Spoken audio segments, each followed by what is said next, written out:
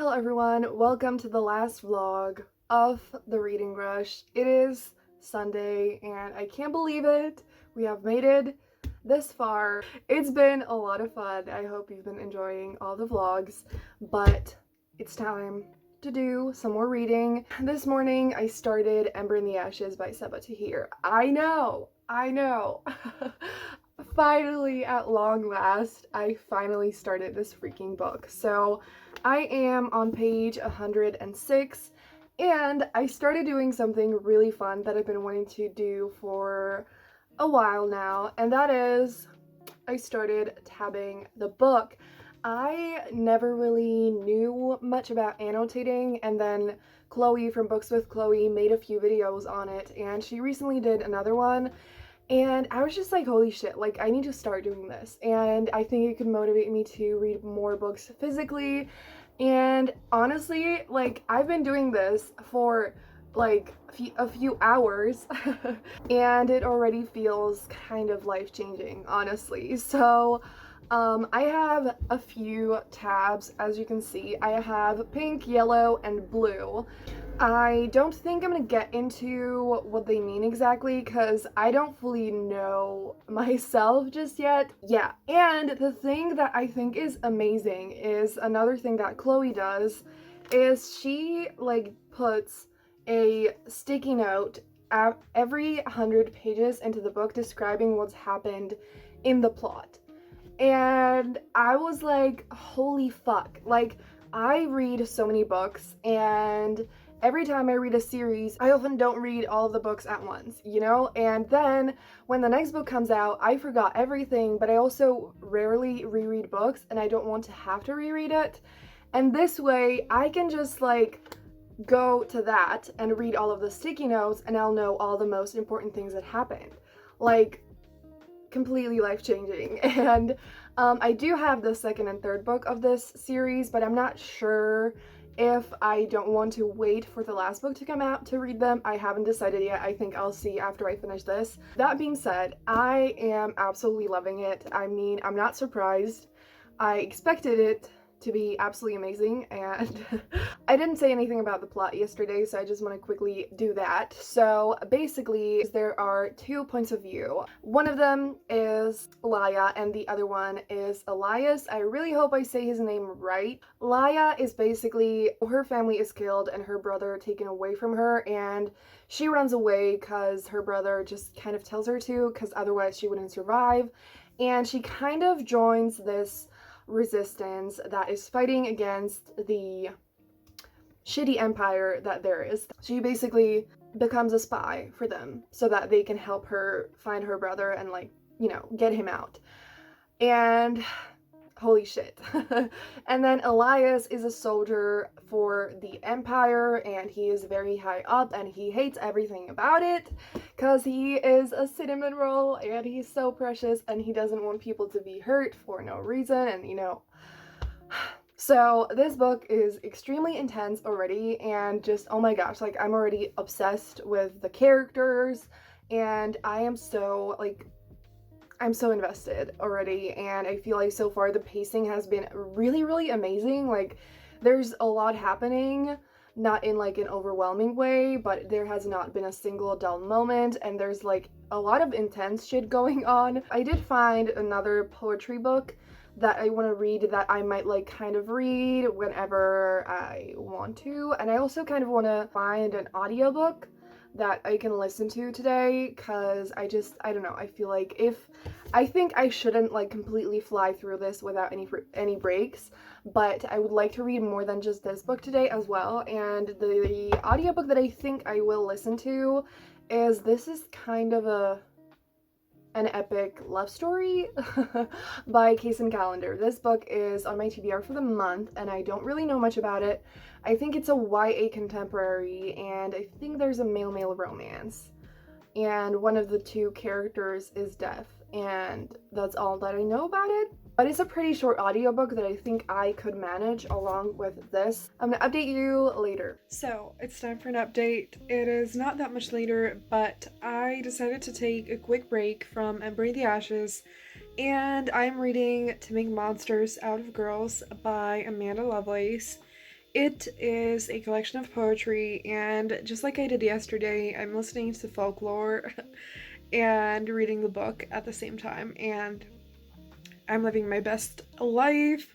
It was just so nice yesterday, and I feel like poetry, I don't need to focus on it. It doesn't require as much brain power, and it's shorter and just like, yeah. So I just decided to like take a break and do that. And I'm about 40% into it, and I like it. There are illustrations in it, which I always love so much. I don't always love Amanda Lovelace's writing because it's a little bit too simple for me, and there have definitely been really good lines in the book so far, but I'm just like not absolutely loving it. But I am like enjoying reading it, and I have been reading it super quickly, so I'll probably finish it super soon anyways. So I finished reading To Make Monsters Out of Girls, and I think I'm gonna give it 3.5 stars. There were some poems that were really, really beautiful, and I mostly enjoyed reading it, and I loved the illustrations in it, but I just, like I said, didn't love the writing, and I was just kind of like, yeah, it's okay, but, you know, yeah. I usually feel that way about Amanda Lovelace's books. It kind of deals with an abusive relationship and kind of healing from that.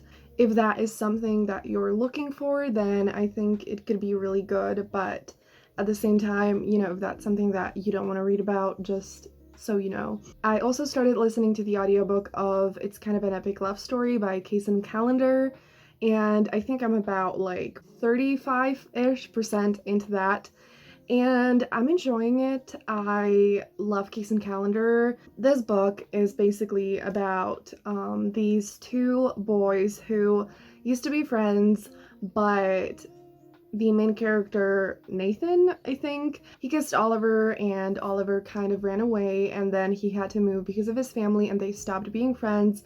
And now Oliver comes back, and they reconnect, they become friends again.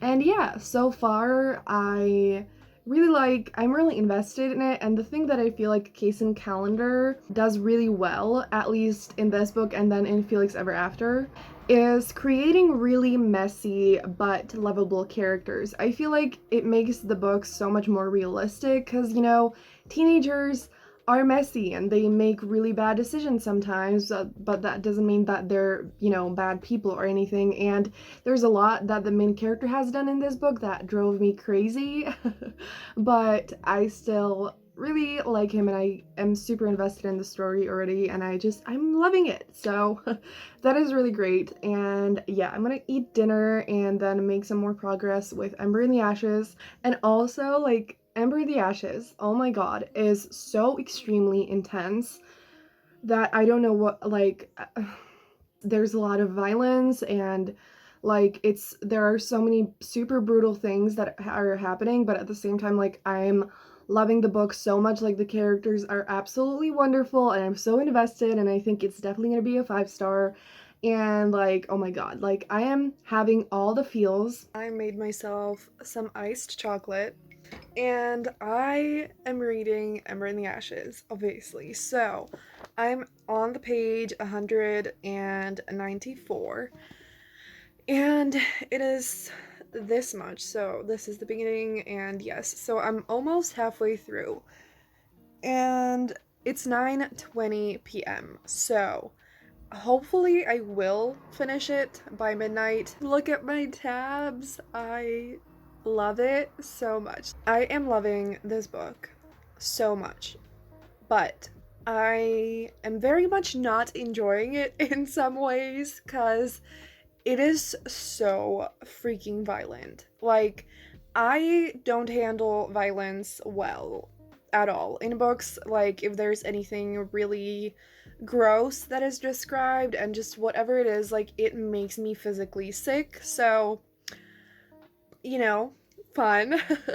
But I mean, I don't know. In some ways, so far, like, it could be worse. And I'm sure that, like, it will get worse in the series. It's definitely like worth it for me, but definitely like look up some trigger warnings before you get into the book.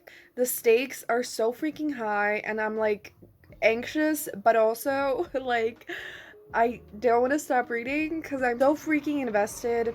If Saba hurts either of them, I am going to haunt her. Just unacceptable. Like, all the other characters so far, I'm like, okay, but yeah, yes. So I need to shut up now and go read. So I finished reading Ember in the Ashes by Saba Tahir. It's a little bit past midnight, but I'm still gonna count it because I've been taking it as, you know, like every single day ends when I go to sleep, which is always after midnight, and holy shit. I don't even know how to talk about this book, honestly, because it is the most intense thing that I've ever read in my life. There was so much happening, the stakes were impossibly high, and I was just like holding my breath the entire way through, and I am shook. I'm dead. The plot is absolutely incredible, and the characters are absolutely incredible, and Sabata here just loves to torture us, honestly. Like, there were so many times when it was just so frustrating and just, oh my god, and I am absolutely sure from what I've heard from other people that like the other books are worse, and I'm like, I can't handle anything worse than this. Like, I could barely handle this. So I don't think I'm gonna read them right away. This was amazing, absolutely a 5-star. So I think I'm gonna stop there because honestly, like, this was so intense that I need to like read rom-coms for a week to get over it. Yeah, so overall, the entire page count is 2,950 pages. It would have been cool if I got it to, you know, 3,000, but actually, now that I think about it, I think I definitely got it to 3,000 because I read more than a half of this as kind of an epic love story, and I only put in a half so that it's easy to remember and easy to count for when I add it in later or whatever, but I actually read more than that. So I read over 3,000 pages and 13 books. Holy shit.